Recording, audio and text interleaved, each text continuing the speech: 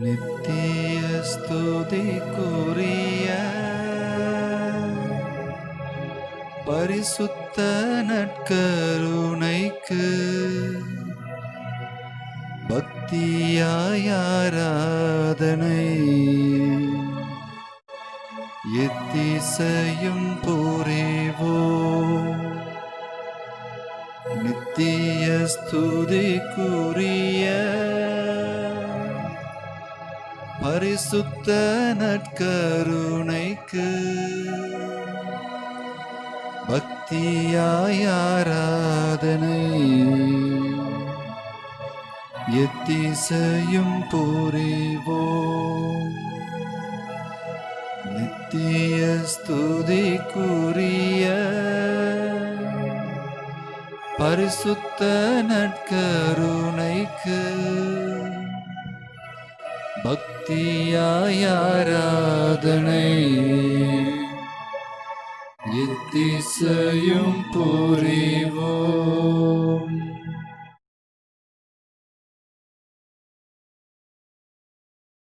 அவனுடைய சுண்டமத்தில் பிரசன்னமாயிருக்கிற அற்புதமான மகிமையான நேரம் இது. ஆண்டவருடைய மாபெரும் நற்கருணை பிரசன்னம். நம்ம எவ்வளவு தூரம் அவர் அன்பு செய்திருக்கிறார் என்பதனுடைய மாபெரும் உன்னதமான ஒரு அடையாளம் நற்கருணை. என்னையும் உங்களையும் அவர் பாவியாய் இருந்தபோது எவ்வளவு அதிகமாய் நேசித்திருக்கிறார் என்பதற்கான ஒரு மாபெரும் வல்லமையின் அடையாளம் இது. தந்தை இந்த உலகத்தை எவ்வளவு அன்பு செய்கிறார் என்பதற்கான அடையாளம் இது.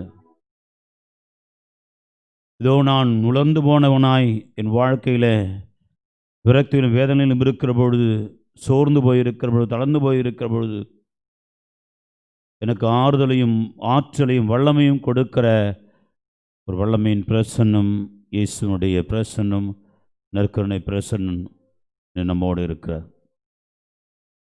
ஆண்டவரை ஆராதிப்போம்.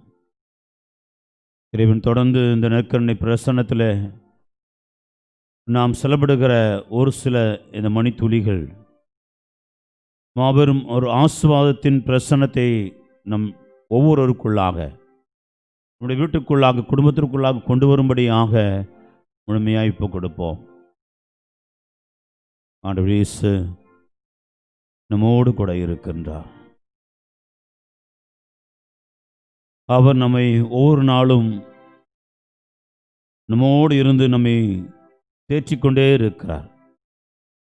நான் உங்களை திக்கற்றவளாக விட மாட்டேன் என்று சொல்லி, இதோ நான் என்னுடைய துணையாளரை அனுப்புவேன் என்று சொல்லி, தூய் ஆவியாம் துணையாளர் வந்த பிறகு அவர் உங்களை நிறைவாழ்வை நோக்கி, நிறை உண்மையை நோக்கி வழிநடத்துவார் என்று சொல்லி, நிறைவாழ்வு, முழுமையான வாழ்வுக்காக தன்னுடைய ஆவியை கொடுக்கிற ஆண்டவர் இயேசுவுடைய பிரசன்னம் நாம் இருக்கின்றோம்.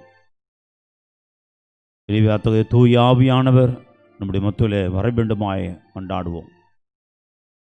தொடக்க நூலிலே வாசிக்கிறோம். தொடக்க நூல் முதலிலே வாசிக்கிறோம். பூமி படைக்கப்படும் முன் எப்படி இருந்தது, இந்த உலகம் உருவாகும் முன்பு எப்படி இருந்தது என்று வாசிக்கிறோம். வெறுமையுற்றதும் உருவமற்றதுமாய் இருந்தது என்று சொல்லி வாசிக்கிறோம். வெறுமையுள்ள உருவமற்ற இருள் நிறைந்த அந்த இடத்துல ஆவியானவர் அசைவாடிக்கொண்டே இருந்தார். ஆவியானவர் அதன் மீது அசைவாடிக்கொண்டே இருந்தார் என்று சொல்லி வாசிக்கிறோம். உயிர்கள் பிறந்தது, உலகம் உருவானது, வெளிச்சம் உருவானது, அதிசயம், அற்புதம். இந்த உலகம் அதிசயமாய் இன்று வரை அது மாபெரும் வல்லமையின் ஆசீர்வாதமாய் ஒவ்வொரு நாளும் ஒரு புதிய ஆச்சரியங்களை கொடுக்கக்கூடியதாக இருந்து கொண்டே இருக்கிறது இந்த உலகம். தூய ஆவியினுடைய வல்லமை அப்படியாக இருக்கிற அதே தூய ஆவியானவர் நம்முடைய குடும்பங்களுக்குள்ளாக பொழியப்பட வேண்டுமாய், ஒவ்வொருடைய உள்ளத்திலே பொழியப்பட வேண்டுமாய். இயேசுடைய நற்கருணை பிரசன்னம் என்பது உங்களுடைய கடவுளுடைய பிரசன்னமாய் இருக்கிறது. என்னை கண்டவன் தந்தையை காண்கிறான், நானும் தந்தையும் ஒன்றாக இருக்கிறோம். இதோ என் துணையாளரை நான் அனுப்புவேன், அவர் உங்களை நோக்கி வழிநடத்துவார் என்று சொல்கிறார். எனவே மூவொரு கடவுளுடைய மாபெரும் வல்லமையின் பிரசன்னம் நற்கருணை பிரசன்னம். இயேசு ஆண்டவர் வழியாக நாம் தூய ஆவியாரை கண்டுகொள்கிறோம். நாம் அனைத்தும் கடந்த ஆண்டவரை கண்டுகொள்கிறோம். எனவே இந்த மூவொரு கடவுளுடைய பிரசன்னத்திலே தூய ஆவியானவருடைய துணையை நாடி நாம் பாடுவோம். ஆவியான தேவனே, அசைவாடுமே, அருப்பொழிகின்ற ஜீவனே, என்னை ஆட்கொள்ளுமே என்று சொல்லி தூய ஆவியார் நமக்குள்ளாக இறங்கி வரும்படியாக, தூய ஆவியார் நம்மை ஆட்கொள்ளும்படியாக, தூய ஆவியார் நம்மோடு இருந்து நம்மை தேற்றும்படியாக, நம்முடைய வாழ்க்கையிலே ஏற்பட்டிருக்கிற பலவிதமான விரக்தி வேதனைகள், நம்முடைய வாழ்க்கையில் ஏற்பட்டிருக்கிற எல்லா விதமான சோதனைகளை எல்லாம் நாம் என்று கடந்து வரும்படியாக தூய ஆவியார் நமக்குள்ளே இறங்கி வரும்படியாக எல்லோருமாய் சேர்ந்து ஆவியான தேவனே அசைவாடுமே. தொடக்கத்திலே இந்த உலகத்தின் படைப்பிலே அசைவாடி கொண்டது அதே ஆவியானவர் உலர்ந்து போயிருக்க என் வீட்டின் மீது, என் குடும்பத்தின் மீது அசைவாடட்டும். என் வாழ்க்கையிலே அவர் அசைவாடட்டும். இரு விரக்தியில வேதனையுமாய் கழித்து கொண்டிருக்கிற இந்த நாட்களில் அவனுடைய ஆவியானவர் எனக்குள்ளாக வந்து அசைவாடட்டும். என் குடும்பத்தை அவர் ஆட்கொள்ளும்படியாக, என்னை ஆட்கொள்ளும்படியாக அசைவாடட்டும் என்று சொல்லி ஒப்பு கொடுத்து அவனுடைய ஆவியுடைய துணை நாடி, அவருடைய பிரசன்னத்தை நாடி, அவருடைய அசைவாடுதலுக்காக உருக்கமாக ஒப்பு கொடுத்து இந்த பாடலை பாடுவோம்.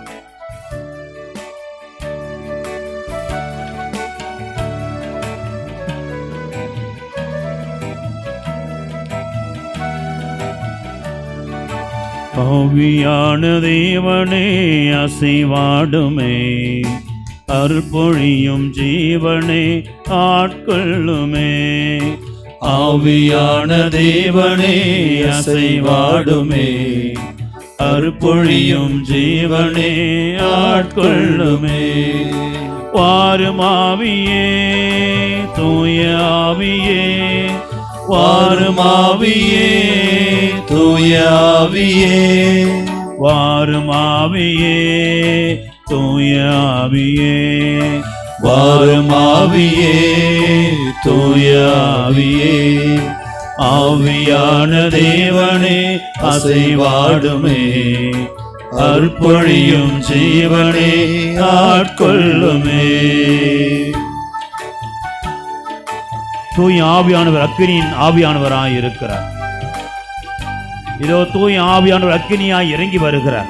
அது ஆபிரகாமுடைய பலியை ஏற்றுக்கொள்வதாக இருக்கட்டும், அல்லது மோசேயினுடைய பலியை ஏற்றுக்கொள்வதாக இருக்கட்டும், அல்லது எலியாவுடைய பலியை ஏற்றுக்கொள்வதாக இருக்கட்டும், அல்லது அப்போஸ்தலரெல்லாம் ஒன்று கூடி ஜெபித்துக் கொண்டிருக்கிற வேளையில் அக்கினியாய் இறங்கி வந்து ஆட்கொள்வதாக இருக்கட்டும், தூய ஆவியானவருடைய அடையாளமாய் அக்கினியாய் நெருப்பாய் இருக்கிறார்.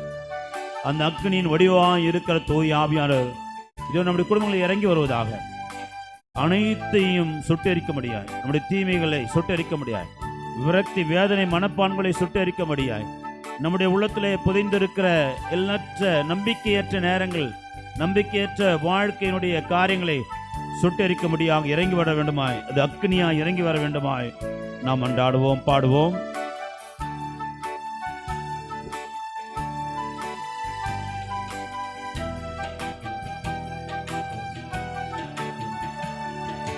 தெய்வீக அக்கினியே இறங்கி வாருமே, உம் திருக்கரத்தில் வல்லமை பொழிந்திடுமையா. தெய்வீக அக்கினியே இறங்கி வாருமே, உம் திருக்கரத்தின் வல்லமையை பொழிந்திடுமையா. உம் திருக்கரத்தின் வல்லமை பொழிந்திடுமையா, உம் திருக்கரத்தின் வல்லமையை பொழிந்திடுமையா. ஆவியான தேவனே அசைவாடுமே, அருள்பொழியும் ஜீவனே ஆட்கொள்ளுமே. நம்முடைய உள்ளத்தின் ஆழத்திலே தூய் ஆவியானவர் குடிகொண்டிருக்கிறார். அவர் அன்பின் ஆவியாய் குடிகொண்டிருக்கிறார். நாம் எப்படி ஜெபிப்பது என்று நமக்கு தெரியாது. அவர்தாமே நமக்குள்ளே இருந்து கொண்டு சொல்லன்னா பெருமூச்சு விட்டு நமக்காய் ஜெபிக்கிறவராய் இருக்கிறார். என்னுடைய பலவீனம், என்னுடைய இயலாமை, என்னால் முடியாத சூழ்நிலைகள், நம்பிக்கை இழந்த நேரங்கள், நான் சோர்ந்து படுத்து கொண்டிருக்கிற நேரங்கள், ஏதோ ஜெபிக்க கூட எனக்கு மனமில்லாத சோர்ந்து போயிருக்கிற தருணங்களில் அன்பின் ஆவியானவராய் நமக்குள்ளே வருகிறார். சுவாசமாக எனக்குள்ளே, நான் மூச்சு விடுகிற காற்றா எனக்குள்ளே வருகிறார். எனக்குள்ளே இருந்து கொண்டு சொல்லனா பொறுமூச்சு விட்டு எனக்காய் ஜெபிக்கிறார். நான் படுத்து கிடக்கலாம், நோய்வாய்ப்பட்டு இருக்கலாம், கவலையிலே சோர்ந்து போய் இருக்கலாம், என்னுடைய வாயில் ஒரு வார்த்தை வராதபடிக்கு என் மனது கூட ஜெபிக்க முடியாத அளவுக்கு என் ஆன்மா கட்டுண்டதாக இருக்கலாம். ஆனால் ஆவியானவர் என்னை கைவிடுவதாய் இல்லை. ஆவியான எனக்குள்ளே இருப்பதினால், எனக்குள்ளே பொழியப்பட்டுகிறவராய் இருக்கிறபடினால், என் மீது வைத்த அன்பின் காரணமாக அவர் சொல்லனா பெருமூச்சு விட்டு எனக்காக ஜெபிக்கிறார். என் பெருமூச்சு வழியாக அவர் ஜெபிக்கிறார். எனவே அந்த ஆவியானவர் நமக்குள்ளே வர வேண்டுமாய், அந்த அன்பின் ஆவியானவர் நமக்குள்ளே இறங்கி வர வேண்டுமாய், நம்மை ஆட்கொள்ள வேண்டுமாய் கொண்டாடுவோம்.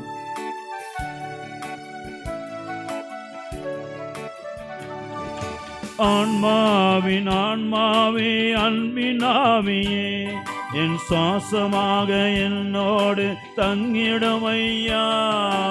ஆன்மாவின் ஆன்மாவே, அன்பின் ஆவியே, என் சுவாசமாக என்னோடு தங்கிடும் ஐயா.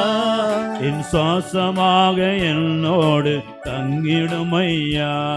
என் சுவாசமாக என்னோடு தங்கிடும் ஐயா. ஆவியான தேவனே அசைவாடுமே, அர்ப்பணியும் ஜீவனே ஆட்கொள்ளுமே. தூய தேவனுடைய பேரொளியாய், அவரே பரிசுத்த பேரொளியாய் இருக்கிறார். ஆண்டவர் சொல்கிறார், நானே உலகின் ஒளி, இதை என்னை பெண் சொல்ல இருளில் நடவான் என்று சொன்ன ஆண்டவர் தன்னுடைய தூய ஆவியை கொடுக்கிற பொழுது பேரொளியாய் கொடுக்கிற, அபிஷேகத்தின் ஆவியாய் கொடுக்கிறார். தூய பேரொளியாய் நமக்குள்ளே இறங்கி வந்து உற்சாகமூட்டுகிற, திடப்படுத்துகிற, ஆறுதல் கொடுக்கிற, சுகப்படுத்துகிற ஒரு ஆவியானவராய் அவர் இறங்கி வருகிறார். நம்முடைய வாழ்விலே நம்மை ஒளிவீச செய்யும்படியாய், எழுந்து பிரகாசிக்க செய்யும்படியாய், படுத்து கிடக்கிற, விழுந்து கிடக்கிற என் கூடாரங்களை நிமிர்த்தும்படியாக எழுந்து வருகிறார். இதோ நான் இருளிலே நடந்திருந்தாலும் சரி, ஒளி வீசும்படியாக, என்னை பிரகாசிக்க செய்யும்படியாக, குன்றின் மேல் விட்ட விளக்கை போல எல்லோரும் என்னை பார்க்க முடியாக, எல்லோரும் என்னை பார்த்து பொறாமைப்படுகிற அளவுக்கு மற்றொரு கண்களிலே தயவு மட்டும் இல்லை, ஆசீர் உண்டாகும்படியாக, மகிமை உண்டாகும்படியாக அவர் என்னை உயர்த்தி வைக்கிற ஆவியானவர் இறங்கி வருகிறார். என்னை தூக்கி நிறுத்துகிறவராய், என்னை நிமிர்த்தி நிற்க வைக்கிறவராய், எல்லோருக்கு மேலாய் உரைத்துகிற என் கடவுளாய் தூய ஆவி எனக்குள்ளே வந்து கொண்டிருக்கிறார். அந்த ஆவியின் வல்லமை எனக்குள் வரும்படியாக வெளிச்சமாய், பேரொளியாய், சுடரொளியாய் இதோ எனக்குள்ளே அவர் இறங்கி வர வேண்டுமாய் ஒப்பு கொடுத்து நாம் அந்த தூய தேவனை பாடுவோம். தூய தேவன் பேரொளியே என்னில் மாறுமே, என் துணையாக என் வாழ்வில் ஒளிந்திடும் ஐயா. தூய தேவன் பேரொளியே என்னில் வாருமே, என் துணையாக என் வாழ்வில் ஒளிந்திடும் ஐயா. என் துணையாக என் வாழ்வில் ஒளிந்திடும் ஐயா. என் துணையாக என் வாழ்வில் ஒளிந்திடும் ஐயா. ஆவியான தேவனே அசைவாடுமே, அருள்பொழியும் ஜீவனே ஆட்கொள்ளுமே. ஆவியான தேவனே அசைவாடுமே, அருள்பொழியும் ஜீவனே ஆட்கொள்ளுமே. ஆவியே வாஞ்சையோடு கேட்போம். தூய ஆவியே உண்மையான உள்ளத்தோடு கேட்போம், விசுவாசத்தோடு கேட்போம். தூய ஆவியே எனக்குள்ள வாரும், என்னை வந்து திடப்படுத்த முடியாது, பலப்படுத்த முடியாது, சுகப்படுத்தியாய் வாரும் என்று சொல்லி உண்மையான வாஞ்சையோடு, பாசத்தோடு, அன்போடு, உள்ளத்திலே இருக்க ஆர்வத்தோடு கேட்போம். கலைமான் நீரோடு தாய் தாகத்தோடு தவிப்பது போல தூய் ஆவிக்காய் நம் தாகத்தோடு இருப்போம். தாகமுள்ளவர்களே என்னிடம் வாருங்கள் என்று சொன்ன ஆண்டவர், இது தூய் ஆவியின் வல்லமையான நிரப்பும்படியாக, அது தூய் ஆவி நமக்குள்ளே இறங்கி வரும்படியாக அவர்களிடத்தில் தாகத்தோடு கேட்போம். வாரும் ஆவி, தூய் ஆவியானவரை வாரும், எனக்குள்ளே வாரும், என்னை திடப்படுத்த வாரும், என்னை சுகப்படுத்த வாரும், என் வல்லமை ஊட்ட வாரும், என்னை பலப்படுத்த வாரும், என்னை பிரகாசிக்க செய்ய வாரும், என்னை குணப்படுத்த வாரும், என்னை சுகப்படுத்த வாருமா. இதோ தூய் ஆவியானவரே எனக்குள்ளே வல்லமையாய் வாரும். இதோ நான் புது உயிராய் மாறும்படியாக, உற்சாகமூட்ட ஒரு மனிதனாய் மாறும்படியாக, நான் புது மனிதனாய் மாறும்படியாக, உலர்ந்த என் எலும்புகள் வலுப்பெறும்படியாக, உலர்ந்த என் வாழ்க்கை வலுப்பெறும்படியாக, இதோ உலர்ந்த என்னுடைய வாழ்க்கை பிரகாசிக்க செய்யும்படியாக, நொந்து போன என்னுடைய மனது இடம்படும்படியாக, ஆறுதல் பெறும்படியாக எனக்குள் வரும்படியாக இருக்கிறோம். ஆவியே வாரும், ஆவியே வாரும், ஆவியே தூய ஆவியே வாரும், ஆவியே தூய ஆவியே. ஒரு கணம் நம்மை ஒப்பு கொடுப்போம். தூய ஆவியா நமக்குள்ளே, நம்முடைய குடும்பத்துக்குள்ளே நிறைவாய் வந்திருக்கின்றார். விசுவாசிப்பு அன்புக்கிறவர்களே, நான் எந்த இடத்துல இருந்து கொண்டிருந்தாலும் சரி, எந்த இடத்துல இருந்து கொண்டு இந்த ஆராதனையில் பங்கெடுத்து கொண்டிருந்தாலும் சரி, இதோ எதன் மூலமாக நான் இந்த ஆராதனையிலே பங்கெடுத்து கொண்டிருந்தாலும் சரி, இருக்கிற இடத்துல ஆவியானவர் நம்மை ஆட்கொண்டிருக்கிறார் என்று விசுவசிப்போம். தூய் ஆவிதாமே நம்மை ஆட்கொண்டிருக்கிறார் என்று நம்புவோம். அவர் காலங்களை கடந்தவர், யுகங்களை கடந்தவர், இடம் பொருளை கடந்தவர், அனைத்திலுமாய் தூய காற்றை போல எங்குமாய் நிறைந்திருக்கிறவர். அவர் பேர்பட்ட ஆவியானவர் இதோ இன்று ஆராதனையிலே பங்கெடுத்து கொண்டிருக்க ஒவ்வொரு சகோதரன் மீது சகோதரி மீதும் நிச்சயமாய் அவர் இறங்கி வந்து கொண்டிருக்கிறார். அபிஷேகம் செய்யும்படியாய், நிரப்பும்படியாய், பயன்படுத்தும்படியாய், நம்மை சுகப்படுத்தி உயர்த்தும்படியாக தூய் ஆவியார் நமக்குள்ளே இருக்கிறார் என்று விசுவாசிப்பு அன்புக்கிறவர்களே, உற்சாகத்தை, அப்படி ஆவியான பிரசன்னத்தை நம்பி அவனுக்கு நன்றி செல்வோம். ஆவியானவரின் நன்றி, அற்புதங்களை செய்கிறவரே நன்றி, எனக்குள்ளே இறங்கி வந்திருக்கிறவரே நன்றி, இதோ என் குடும்பத்துக்குள்ளே இறங்கி வந்திருக்கிறவரே நன்றி, இதோ என்னை எப்பொழுது அபிஷேகம் செய்து உற்சாகப்படுத்துகிறவரே நன்றி, இதோ என்னுடைய தலையில எண்ணெய் பூசி என்னை அபிஷேகம் செய்து என்னை உயர்த்துகிறவரே நன்றி, இதோ என்னைக்குள்ளாக இருக்கிற ஒவ்வொரு நோய் நொடிகளையும் சுகப்படுத்துவதற்காக இறங்கி வந்திருக்கிறவரே நன்றி, இதோ என் வாழ்க்கையிலே எப்பொழுதுமே என்னோடு பயணிக்கிறவராய் இருப்பதற்காக நன்றி, இதோ என்னை ஆட்கொண்டு என்னை எங்கே செல்ல வேண்டும் அங்கு தூக்கி செல்கிறவராய் இருக்கிறதற்காக நன்றி, நான் எங்கே நடக்க வேண்டுமோ அந்த பாதைகளுக்கு முன்னால் வெளிச்சமாய் பேரொழியாய் நடந்து செல்ல கொண்டிருப்பதற்காக நன்றி, இருளிலே சிக்கி தவித்துகிற பொழுது, இருளின் சுவர்கள் என்னை தாக்கிக் கொள்ளுகிற பொழுது, பாதாளத்தின் கண்ணிகள் என்னை சூழ்ந்து கொள்கிற பொழுது, இதோ என் எதிரிகள் என்னை சூழ்ந்து கொள்கிற பொழுதும் கூட ஆண்டவரே என்னை கைவிட்டதாபடிக்கு, நான் அதிலே மூழ்கி போகாதபடிக்கு, நான் ஒன்றுமில்லாமல் மாறி போகாதபடிக்கு, இதோ என்னை பேர் வழியில் பேர் வெளிச்சத்தில் என்னை தூக்கி செல்கிறவராய் இருக்கிறவர், தூக்கி சென்று என்னை பிரகாசிக்க செய்கிறவராய் இருக்கிறவரே கொடான கொடி நன்றி. இதோ எத்தனை பேர் மேல் உம்முடைய வல்லமை இறங்கி வர செய்திருக்கிறீர், எத்தனை பேரை மாபெரும் வல்லமையின் காரிவுகளாய் பயன்படுத்தி இருக்கிறீர், எத்தனை பேர் வழியாக உம்முடைய அற்புதங்களை அதிசயங்களை செய்ய வைத்திருக்கிறீர், ஆச்சரியங்களை செய்து கொண்டிருக்கிறீர். இன்று வரை இந்த உலகம் அதிசயங்களால், அற்புதங்களால், ஆச்சரியங்களால் நிரப்பப்படுவதற்கு தூய் ஆவியானவரே நீர் மாபெரும் காரணமாக இருக்கணும் விசுவசிக்கிறேன், நம்புகிறேன். என் வாழ்வை ஒப்புக் கொடுக்கிறேன், என் வாழ்வை ஒப்புக் கொடுக்கிறேன். அதிசயமாய் அற்புதமாய் மாற்றுவீராக, வல்லமையாய் மாற்றுவீராக. என்னுடைய உலர்ந்த வாழ்வு, நலிந்த வாழ்வு, நோயுற்ற வாழ்வு, இதோ என்னுடைய பலவித விரத்தில வேதனையில சிக்கொண்ட வாழ்வு, இதோ என் மனதில் பலவிதமான சோதனைகளாலும் பலவீனங்களால் ஆட்கொள்ளப்பட்ட என் வாழ்வு இன்று நலமடையும்படியாய், சுகப்பெறும்படியாய், இதோ எனக்குள் உயிர் மூச்சாய் தூய் ஆவியானவரே இறங்கி வர வேண்டுமாய் ஒப்புக் கொடுக்கின்றேன்.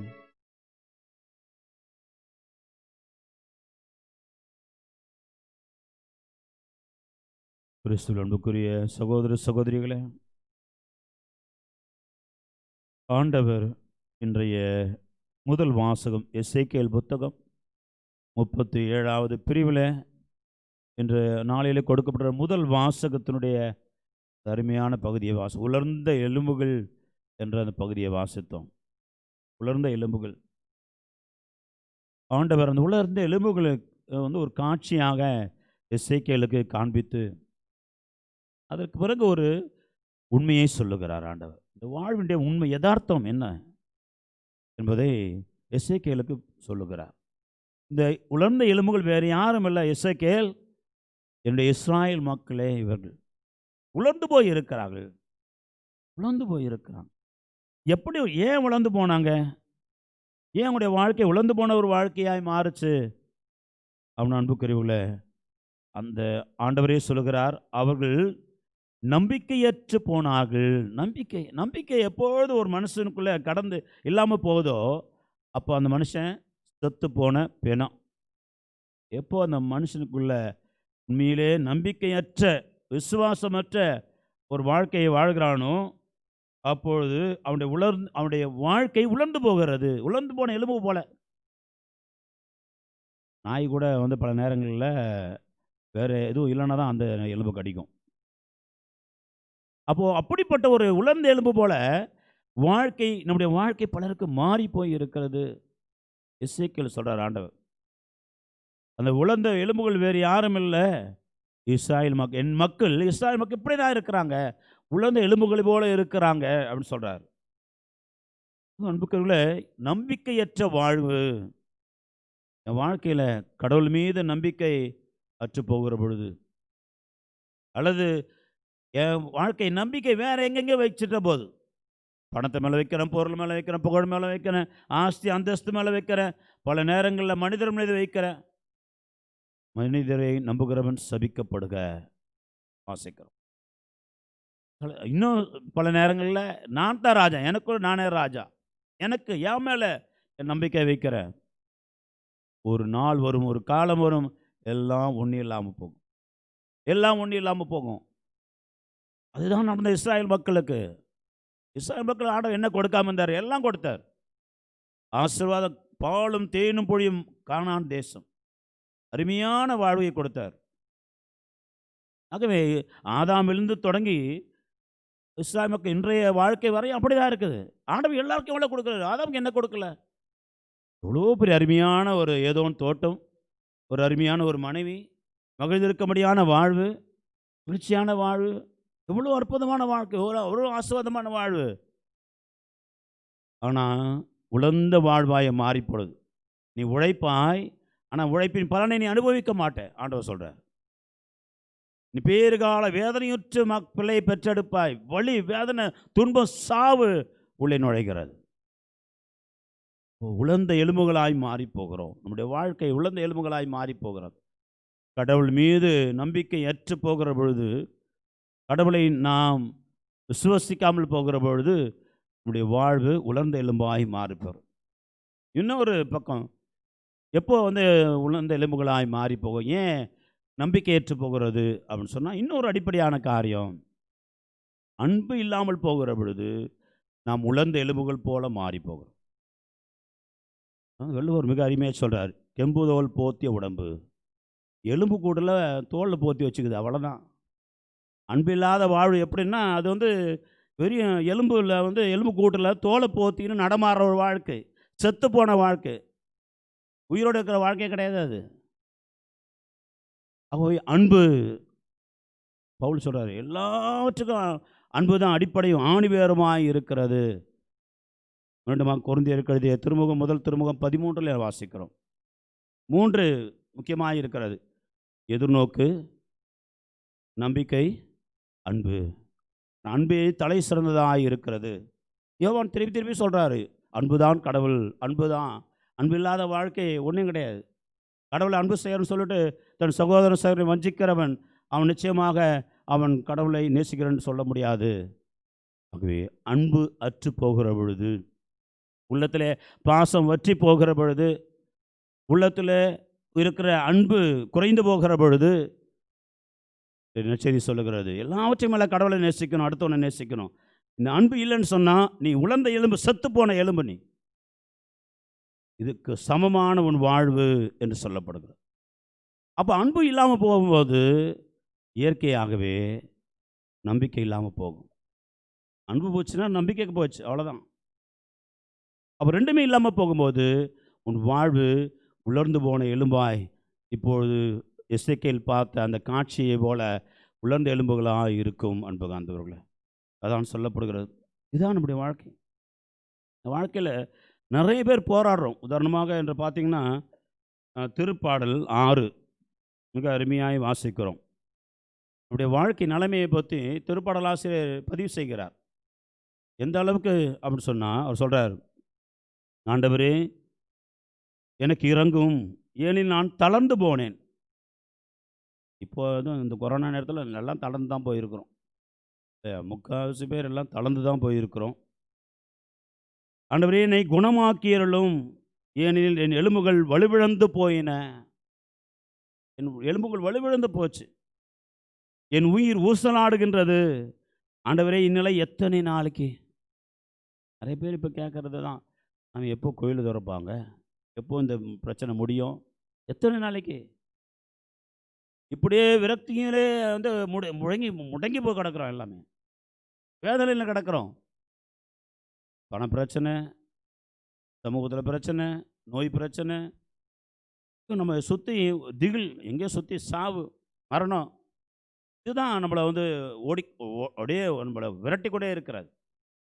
ஆகவே என் உயிர் ஊசலாடுகிறது. ஆண்டவரே இந்நிலை எத்தனை நாள்? ஆண்டவரே திரும்பும், என் உயிரை காப்பாற்றும், உடைய பேரன்பை முன்னிட்டு என்னை மீட்டுக்கொள்ளும் என்று சொல்லி துயரத்தால் என் கண்கள் வீங்கி போயின, என் பகைவர் அனைவரும் காரணமாக அது மங்கி போயிற்று. அடுத்தது முக்கியமானது, நிறைய பேருக்கு இது இருக்கும், பெருமூச்சினால் இளைத்து போனேன்.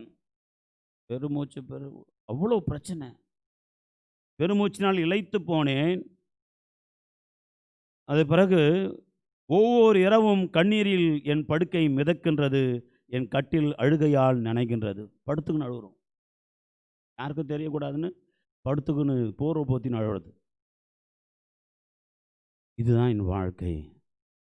கண்ணீரால் என் படுக்கை நனைக்கிறேன். அது அன்புக்குரியவர்களே, இது ஒரு போராட்ட வாழ்க்கை. ஏன்னா உலர்ந்த எலும்புகள் போல இருக்கிற என்னுடைய வாழ்க்கையாக இருக்கிறதுனால ஒரு போராட்டம் நிறைந்த வாழ்க்கையாக இருக்கிறது. அப்பொழுது அன்புக்குரியவர்களே, இன்றைய அந்த எசேக்கியேல் 37 சொல்லுகிறார் ஆண்டவர், உனக்கு உயிரளிப்பது எது? இப்படி உயிர் இல்லாமல் உலர்ந்து போய் இருக்கிற உனக்கு உயிர் கொடுக்கிற காரியம் ஒன்றே ஒன்று தான், ஆவியானவர் மட்டும்தான். தூய ஆவியை, என் ஆவியை உன் மீது பொழிவேன், அதுக்கப்புறம் எல்லாம் உயிர் வரும். என் ஆவியானவரை உன்னிலே பொழிவேன். ஏன்? தூய ஆவி வந்த பிறகு இதெல்லாம் நடக்கும். நமக்கு தூய ஆவி நமக்குள்ளே இறங்கி வரும் பொழுது ஏன் நடக்கும்னா, நம்ம வாசிக்கிறோம் விடுதலை பயணம் 31:3 சொல்லப்படுகிறது, தூய ஆவியுடைய வல்லமை ஞானம், அறிவு கூர்மை, அனுபவம், தொழில் திறமை அனைத்தையும் அவனுக்கு உண்டாகும். நான் அவனை இறை ஆவியால் நிரப்புவேன். தூயாவி வரும்போது தான் ஞானம் கிடைக்கிறது, அறிவு கூர்மை கிடைக்கிறது, அனுபவம் கிடைக்கிறது, தொழில் திறமை வளர்கிறது, எல்லாம் அவனுக்கு உண்டாகும். அவன் இறை ஆவியால் அவனை நிரப்பும் போது எல்லாம் நடக்கும்னு சொல்கிறார். அன்புக்குரியவர்களே, அதே போல் எஸ்ஐயா 11:2 வாசிக்கிறோம், தூயாவுடைய வரங்கள் ஞானம், மெய்யுணர்வு, அறிவுத்திறன், ஆற்றல், நுண்மதி, ஆண்டவரை பற்றிய அச்சம், இதெல்லாம்.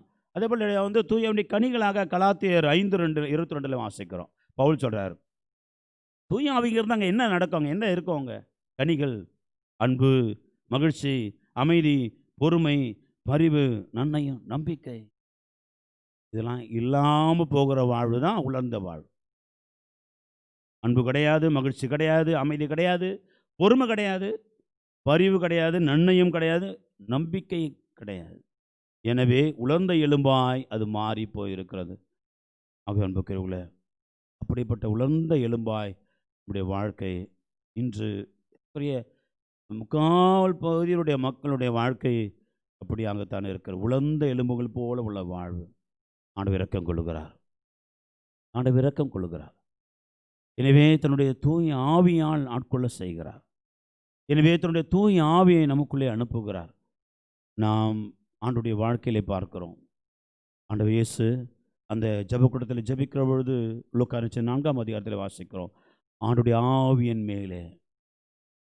அதை நாம் எசையா புத்தகம் 61 அது வாசிக்கிறோம். ஆண்டுடைய ஆவியின் மேலே என்ன எதுக்காக அபிஷேகம் செய்திருக்க? எதற்காக? செய்தி அறிவிக்க, சிறைப்பட்டோர் விடுதலை அடைவர், குருடர் பார்வை பெறுவர், ஆண்டவர் அருள் தரும் ஆண்டினை அறிவிக்க. ஆக அப்படி ஆசீர்வாதமான வாழ்வை கொடுப்பதற்காக தூய ஆவி என்னை அபிஷேகம் செய்திருக்கிறார் என்று சொல்லி நாம் பார்க்கிறோம். எங்கெல்லாம் தூய ஆவி இருக்கிறாரோ, யாருடைய வாழ்க்கையெல்லாம் தூய ஆவி நிரம்பி இருக்கிறாரோ, யாருடைய வாழ்க்கையெல்லாம் தூய ஆவி அசைவாடி கொண்டிருக்கிறாரோ, யாருடைய வாழ்க்கையெல்லாம் தூய ஆவி நிரப்பி கொண்டிருக்கிறாரோ, அங்கே உயிர் இருக்கும், வாழ்வு இருக்கும், ஆற்றல் இருக்கும், வல்லமை இருக்கும், அங்கே உயர்வு இருக்கும், அங்கே எல்லா விதமான ஆசீர்வாதங்களும் இருக்கும், ஆச்சரியம் இருக்கும், அதிசயம் இருக்கும். அந்த குடும்பம் எல்லாருக்கும் மேலாய் பிரகாசிக்கிற குடும்பமாய் நிச்சயமாய் இருக்கும். ஆகவே அதன் தூய ஆவியினுடைய அசைவாடுதல், தூய ஆவியுடைய ஆட்கொள்ளுதல், தூய ஆவியினுடைய வல்லமை நிரம்ப பெற்றிருப்பதாக இருக்க விரும்புகிறவர்கள். எனவே மீண்டுமாக தூய ஆவி நமக்குள் இறங்கி வர வேண்டுமாயும், அதே சமயத்தில் நற்கருணை ஆண்டவராக இருக்கிற ஆண்டவர் இயேசு, அந்த மூவர் கடவுளில் பிரசன்னமாக இருக்கிற ஆண்டவர் இயேசு இதோ நமக்குள் இறங்கி வர நம்மோடு இருக்கும்படியாக மன்றாடுவோம். என் கூடவே இரும் ஓ இயேசுவே, என்னால் தனியாக வாழ முடியாது, என் கூடவே இருந்து என்னை தேற்றும் என்று சொல்லி ஆண்டவருக்கு ஒப்பு கொடுப்போம். அன்புக்குரியவர்களே, அவரே நம்மை தேற்றுகிற ஆண்டவராக இருக்கிறார். தூய ஆவியினுடைய வல்லமையை கொடுக்கிறவரும் அவராக இருக்கிறார். அன்பை ஊற்றுகிறவர் அவராக இருக்கிறார்.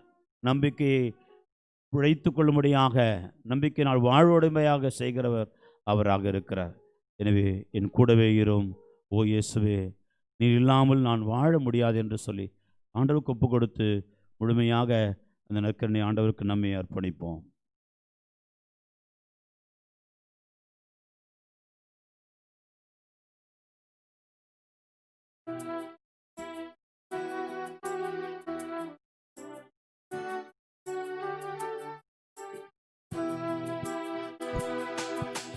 கூடவே இரும் ஓ இயேசுவே, நீர் இல்லாமல் நான் வாழ முடியாது.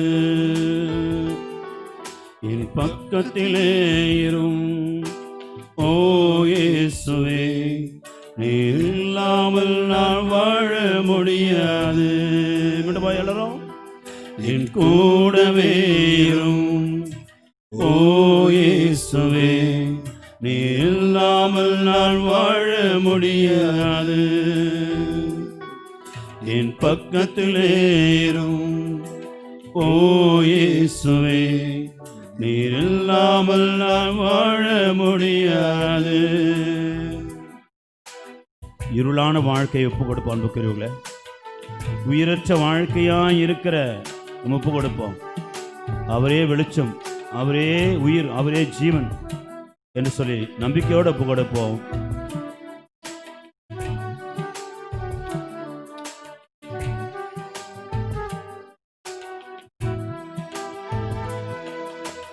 இருளான வாழ்க்கையிலே வெளிச்சமானீரே, உயிரற்ற வாழ்க்கையிலே ஜீவனானீரே. இருளான வாழ்க்கையிலே வெளிச்சமானீரே, உயிரற்ற வாழ்க்கையிலே ஜீவனானீரே. என் வெளிச்சம் நீரே, என் ஜீவனும் நீரே, எனக்கெல்லாமே நீங்க தானப்பா. என் வெளிச்சம் நீரே, என் ஜீவனும் நீரே, எனக்கெல்லாமே நீங்க தானப்பா. என் கூடவே இரும் ஓ இயேசுவே, நீர் இல்லாமல் நான் வாழ முடியாது.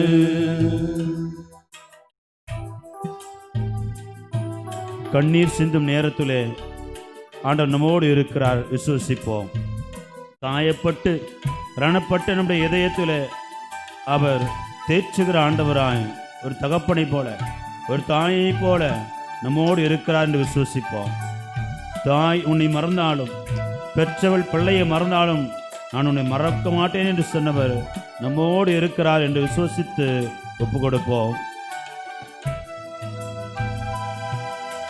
கண்ணீர் சிந்தும் நேரத்தில் நீ தாயுமானீரே, காயப்பட்ட நேரத்தில் நீ தகப்பனானீரே.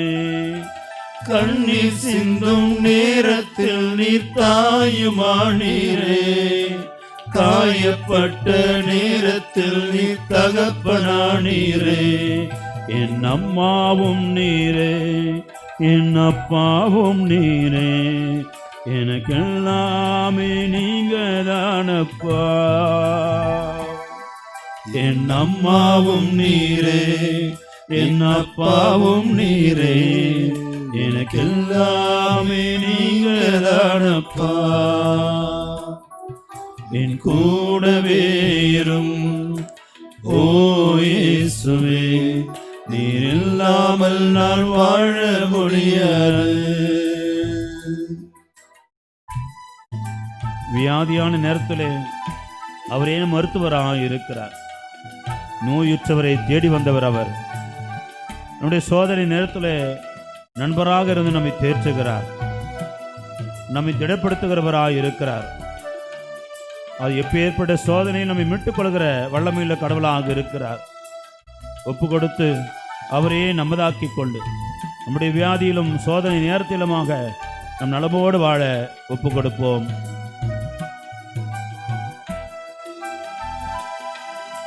வியாதியின் நேரத்தில் வைத்தியரானீரே, சோதனை நேரத்தில் நண்பரானீரே.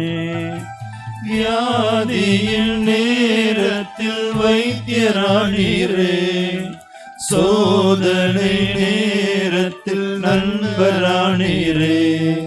என் வைத்தியர் நீரே, என் நண்பரும் நீரே, எனக்கெல்லாமே நீங்க தானப்பா.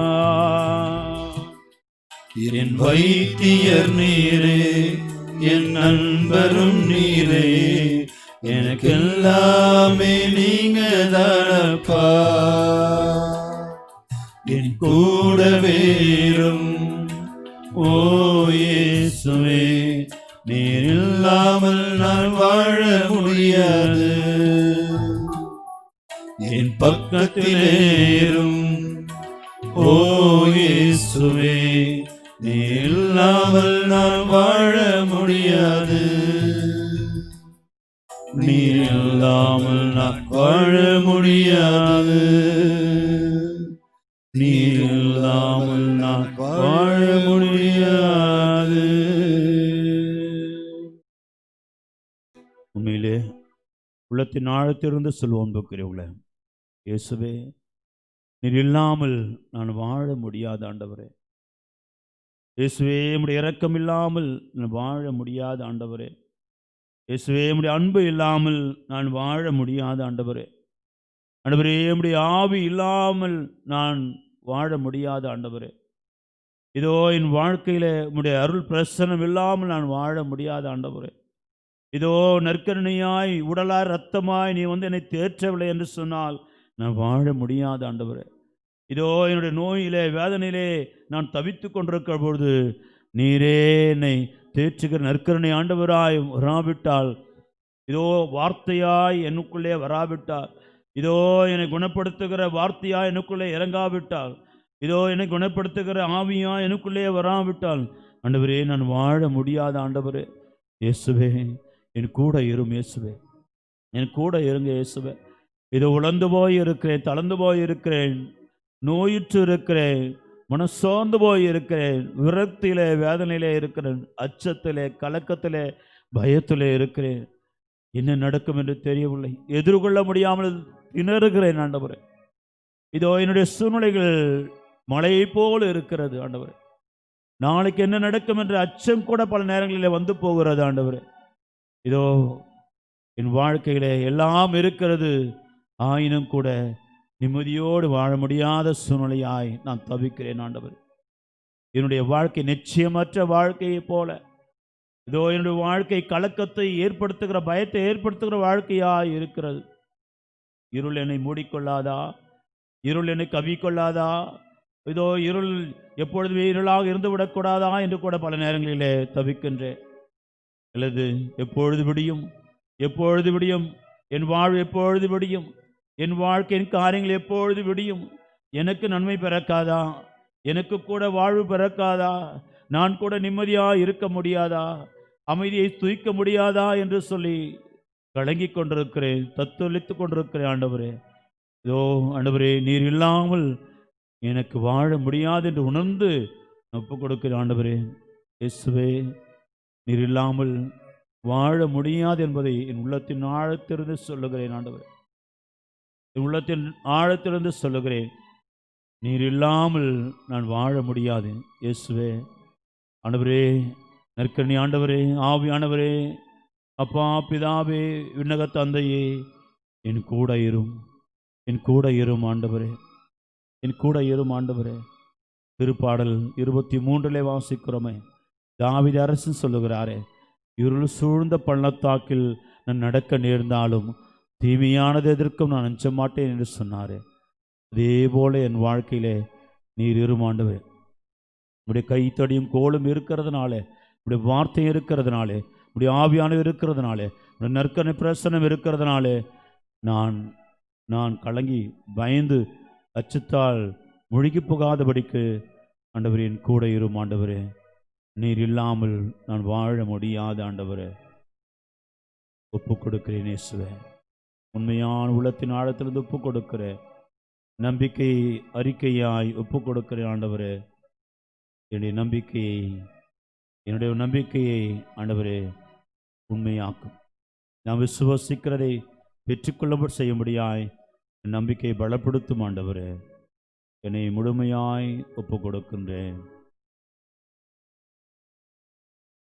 ஆண்டவர் நம்மோடு இருக்கின்றார் என்ற நம்பிக்கை, நற்கருணை ஆண்டவருடைய பிரசன்னம் நீங்கள் பிரசன்னமாய் இந்த நேரத்திலே நம்மை கடந்து வந்திருக்கிறது என்று நம்புவோம். இதோ ஆலயத்திலே நற்கருணை ஆண்டவரை தொட்டு அனுபவித்து உண்ட நேரங்கள் பலவாக இருக்கலாம். ஆனால் இன்று அடைபட்ட கதவுக்குள்ளாக கூட அந்த நற்கருணை ஆண்டவர் உயிரோடு எனக்குள்ளாக நிரப்புகிறார் என்று விசுவசித்து, அது இயேசு ஆண்டவர் உயிர்த்த ஆண்டவராய் எனக்குள்ளே வந்து நிரப்புகிறார் என்று விசுவசித்து, தூய ஆவியானவர் எனக்குள்ளே வந்து என்னை நிரப்புகிறார் என்று விசுவசித்து, வானகத்தந்தை விண்ணகத்தந்தை என்னை அவருடைய ஆசிரியரால் அருளால் நிரப்புகிறார் என்று விசுவசித்து மாண்பு கீதம் பாடி அவருடைய ஆசிரியை பெற்றுக்கொள்வோம்.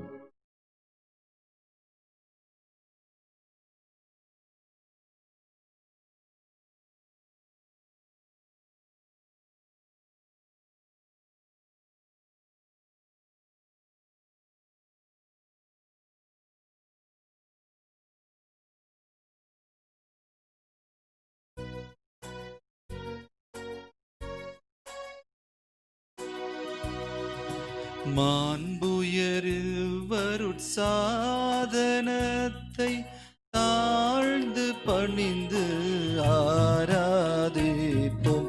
பழைய நியம முறைகள் அனைத்தும் இனி மறைந்து முடிவு பெருக புதிய நியம முறைகள் அனைத்தும் உலங்களாலே மனிதன் இதனை அறிய இயலா குறையை நீக்க விசுவாசத்தின் உதவி பெருக. பிதாவர்க்கும் சுதன் இவர்க்கும் புகழ்ச்சியோடு வெற்றியார்ப்பும் மீட்பின் பெருமை மகிமையோடு வலிமை வாழ்த்து யாவும் ஆக இருவரிடமாய் வருகின்றவராம் தூய ஆவி ஆனவர்க்கும் அளவில்லா சம புகழ்ச்சி என்றுமே உண்டாகுக.